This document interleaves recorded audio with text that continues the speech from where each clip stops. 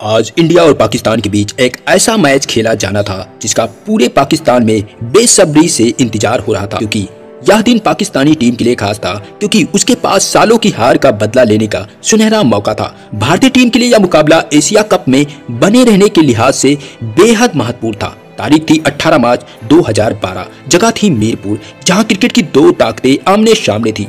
भारत के लिए यह मैच जीतना जरूरी था, नहीं तो टूर्नामेंट से बाहर होने का खतरा था। दोनों टीमों के कैप्टन टॉस के लिए मैदान पर आए, सिक्का उछला और पाकिस्तान के पक्ष में गिरा। मिसबाह उल हक ने पहले बल्लेबाजी करने का निर्णय लिया। पाकिस्तान की ओर से मोहम्मद हाफिज और नासिर जमशेद ने पारी की शुरुआत की। परवीन कुमार के पहले ओवर की चौथी गेंद पर हाफिज ने चौका लगाकर अपने इरादे जाहिर कर दिए। उसके बाद नासिर जमशेद ने परवीन के ओवर में 2 चौके लगाए। दोनों बल्लेबाज बड़े बड़े शॉट खेल रहे थे और भारतीय गेंदबाजों के लिए उन्हें रोकना मुश्किल लग रहा था। हाफिज हर गेंद को सीमा रेखा के बाहर भेज रहे थे। 10 ओवर में पाकिस्तान का स्कोर 50 के पार हो गया। भारतीय गेंदबाज अभी भी अपने पहले विकेट की तलाश में थे, लेकिन पाकिस्तानी बल्लेबाज हर चुनौती का जवाब दे रहे थे। उसके बाद नासिर ने बड़े बड़े शॉट लगाने का मन बना लिया और परवीन कुमार के 1 ओवर में 2 चौके चढ़ दिए। अब उनके प्रहार से बचना मुश्किल लग रहा था। हाफिज तो हर गेंद को बाउंड्री के पार भेज रहे थे और देखते ही देखते पाकिस्तान का स्कोर शुरुआती 10 ओवर में 50 रनों के पार चला जाता है। लेकिन अभी भी भारतीय गेंदबाज अपने पहले शिकार की तलाश में होते हैं, फिर चाहे परवीन की स्विंग हो या अश्विन की फिरकी।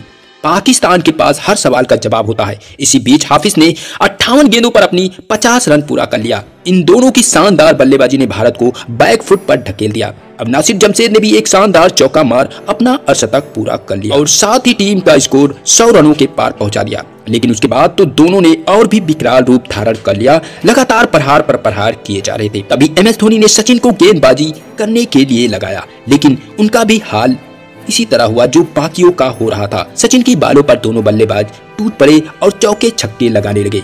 अब पाक का स्कोर 25 ओवरों में 150 रन होता है। अभी तक तो दोनों बल्लेबाज 6 रनों के करंट रेट पर बल्लेबाजी कर रहे थे, लेकिन अब तो उसके पार भी जा रहे थे। हाफिज ने धुआंधार बल्लेबाजी करते हुए भारत को दिखा दिया पाकिस्तान की पावर। फिर हाफिज ने अपना ऐतिहासिक शतक लगा दिया। भारत में भारतीय टीम के खिलाफ यह शतक हाफिज के लिए कितना महत्व रखता है, उनका जश्न इस बात की गवाही दे रहा था। जहां एक पाकिस्तानी भारत की सरजमी को चूम रहा था। पहली पारी के 33वें ओवर में पाकिस्तान की टीम ने 200 का आंकड़ा पार कर लेती है। उसके तुरंत बाद नासिर ने भी 98 गेंदों पर अपना शतक पूरा कर लिया। अब नासिर भी मीरपुर की धरती को चूम रहे थे, जिससे पाक की प्रतिज्ञा दुनिया के सामने आ रही थी। पहले 50, फिर 100, उसके बाद 200 के पार जा चुका था, लेकिन अभी भी गेंदबाज एक विकेट के लिए तरस रहे थे। भारत के सभी बॉलर इन दोनों बल्लेबाजों को देखकर दंग रह गए। वो सोच रहे थे कि इन दोनों की जोड़ी को कैसे तोड़ा जाए। फिर 224 के स्कोर पर RSV ने नासिर को पठान के हाथों कैच करा। पाक को पहला झटका दिया। नासिर जमशेद 112 रन बनाकर पवेलियन चल दिए। अभी इस पारी का 15 ओवर का खेल बाकी था और स्कोर में केवल 1 रन ही जुड़ पाया था कि हाफिज भी डिंडा की एक गेंद पर 105 रन बनाकर LBW आउट हो गए। अब पाक के दोनों सलामी ओपनर बल्लेबाज पवेलियन वापस जा चुके थे। यहाँ पर ऐसा लग रहा था कि अब भारतीय टीम वापसी कर लेगी, लेकिन पाक को यह मंजूर नहीं था, क्योंकि अब मैदान पर यूनिस खान नाम की सुनामी आती है और आते ही डिंडा को एक चौका लगा दिया। उसके बाद उमर अकलम ने भी चौका लगा। अब दोनों ने मिलकर पाकिस्तान का स्कोर बोर्ड बहुत तेजी से आगे बढ़ाना शुरू कर दिया। उसके बाद उमर अकलम ने एक चौका लगाया। दोनों की बल्लेबाजी से गेंद लगातार बाउंड्री पर आ रही थी, लेकिन तभी परवीन कुमार की गेंद पर अकमल सुरेश रैना को कैच थमा देते हैं। अकमल ने 28 रन बनाकर अब 44वें ओवर का खेल समाप्त हो चुका था। अकमल ने 44 रन बनाए और पवेलियन वापस चले गए। अब 44 ओवरों का खेल समाप्त हो चुका था। पाक का स्कोर 280 रनों पर 3 विकेट होता है। आज अफरीदी का बल्ला मानो शांत था, लेकिन यूनिस खान तो लगातार हर गेंद को चौकों छक्कों में डील कर रहे थे। उसी बीच अफरीदी विराट कोहली को बाउंड्री पर कैच थमा देते हैं और मात्र 9 रन बनाकर आउट हो जाते हैं। लेकिन यूनिस खान ने मात्र 33 गेंदों पर अपना 50 रन पूरा कर लिया। पाकिस्तान का स्कोर बोर्ड 323 रन होता है। तभी सुरेश रैना ने सदी का सबसे बेहतरीन कैच लपक लिया और बेहद ही खतरनाक दिख रहे थे यूनिस खान को पवेलियन का रास्ता दिखा दिया। लेकिन यूनिस खान तब तक पाक को एक शानदार फिनिशिंग दे चुके थे और फिर उसके बाद कुछ विकेट जरूर गिरे, लेकिन पाकिस्तान ने 50 ओवरों में 229 रनों का टारगेट भारत के सामने रख दिया। उन दिनों यह टारगेट बहुत बड़ा होता था। साथ में पाक के पास खतरनाक बॉलिंग अटैक था, जिनमें शाहिद अफरीदी बहुत ही खतरनाक थे। अब ऐसे में पाक का सपना साकार लग रहा था। अब भारतीय टीम को इस मैच को जीतने के लिए 330 रनों की जरूरत होती है। भारत की तरफ से सचिन तेंदुलकर और गौतम गंभीर सलामी जोड़ी मैदान पर आती है। पाक की पहली चाल थी कि स्पिन को पहला ओवर देना और हाफिज ने पहली ही ओवर में दूसरी गेंद पर गंभीर को LBW आउट कर पूरी तरह से शांत कर दिया और पूरे स्टेडियम में अकेले ही शोर मचा दिया। गौतम का विकेट गिरने की वजह से भारतीय टीम की हालत गंभीर हो चुकी थी क्योंकि गौतम गंभीर आउट हो चुके थे। अब भारतीय टीम का भविष्य कहे जाने वाले विराट कोहली सचिन का साथ देने मैदान पर आते हैं और आते ही अपना जौहर दिखाना शुरू कर दिया क्योंकि सामने टारगेट बहुत बड़ा था तो 60 बड़े बड़े खेलना भी जरूरी था।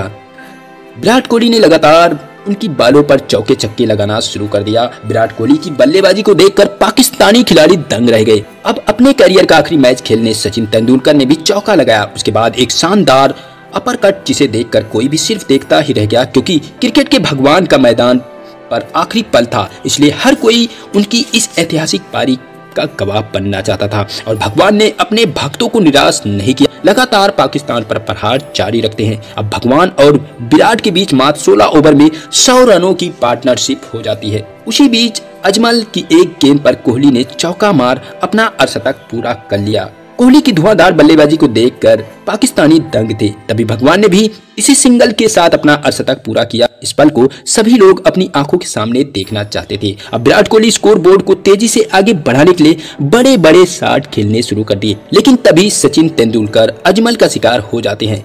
इस विकेट के गिरते ही पूरी पाक टीम जश्न में डूब जाती है। अब मैदान पर वो खिलाड़ी आता है जिसके हिटमैन बनने की अस्तित्व का प्रारंभ हो चुका था। रोहित विराट ने पारी को आगे बढ़ाया। 2 युवा खिलाड़ी टीम को संभाल रहे थे।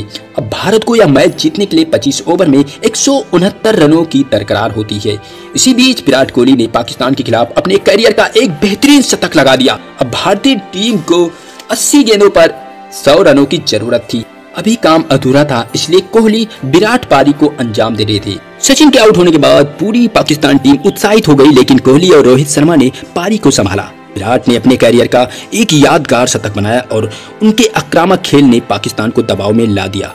रोहित शर्मा ने भी अपना अर्धशतक पूरा किया, लेकिन कोहली का खेल विनाशकारी था। उन्होंने 150 रन पूरे किए और लगातार चौके छक्के मारकर पाकिस्तानियों के इरादों पर पानी फेर दिया। रोहित शर्मा आउट हो गए, लेकिन तब तक बहुत देर हो चुकी थी। सुरेश रैना और धोनी ने मिलकर मैच को जल्दी खत्म कर दिया। कोहली ने 183 रन बनाए और उनकी अब तक की सर्वश्रेष्ठ पारियों में से एक। तभी रोहित शर्मा का अर्धशतक पूरा हो गया, लेकिन अब विराट कोहली विनाशकारी रूप धारण कर चुके थे। पाकिस्तान का विनाश करने के लिए पूरी तरह से तैयार हो चुके थे और बीच मैदान में पाक का विनाश कर रहे थे और गुल की बत्तियां गुल कर रहे थे।